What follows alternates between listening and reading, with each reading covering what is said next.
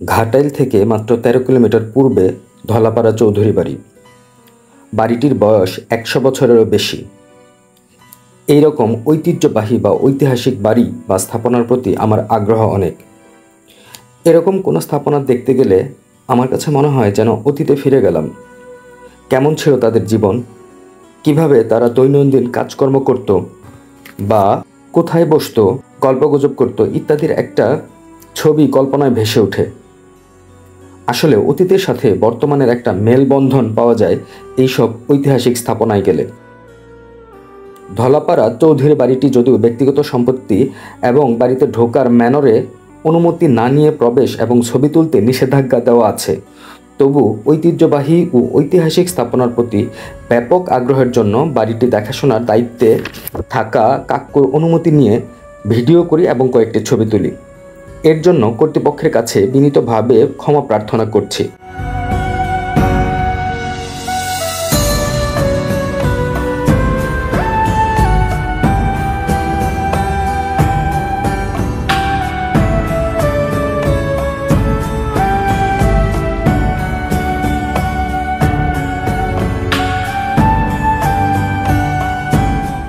চৌধুরী বাড়িতে ঢুকতেই হাতের ডানে পড়বে চৌধুরী বাড়ির পারিবারিক কবরস্থান।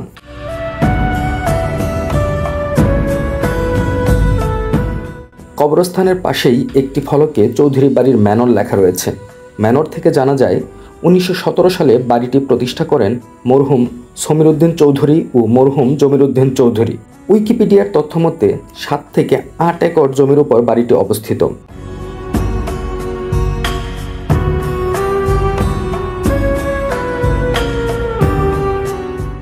বাড়ির দক্ষিণ পাশে 8 চালা একটি শৌখিন কাচারি ঘর রয়েছে।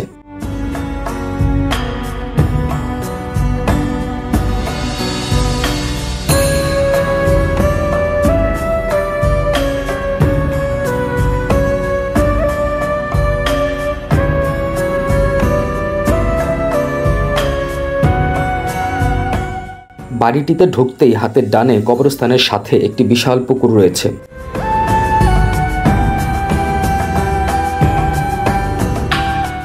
পুকুরের চারপাশেই বিভিন্ন ফল ফলালির গাছ বাড়ির এবং পুকুরের সৌন্দর্য বৃদ্ধি করেছে। পুকুর এবং মূল বাড়ির মাঝখানে প্রায় ফুটবল মাঠের সমান একটি উঠোন রয়েছে। বাড়ির সামনের দিকটি সুন্দর কারুকার্য খচিত।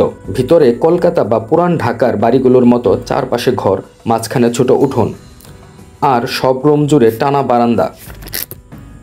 বারান্দাগুলো আগে খোলা ছিল, কিন্তু বর্তমানে নিরাপত্তার স্বার্থে গ্রিল করা হয়েছে। তবে দীর্ঘদিন ব্যবহার না করায় বেশ কিছু ঘর বেশ জীর্ণ হয়ে গেছে এবং উঠানে আগাছা সহ বেশ ঘাস জন্মেছে। একটা অনুরোধ, কেউ শতবর্ষী ঐতিহ্যবাহী এই বাড়িটি দেখতে গেলে অবশ্যই অনুমতি নিয়ে যাবেন এবং অনুমতি নিয়েই ছবি ও ভিডিও করবেন। ধন্যবাদ সবাইকে।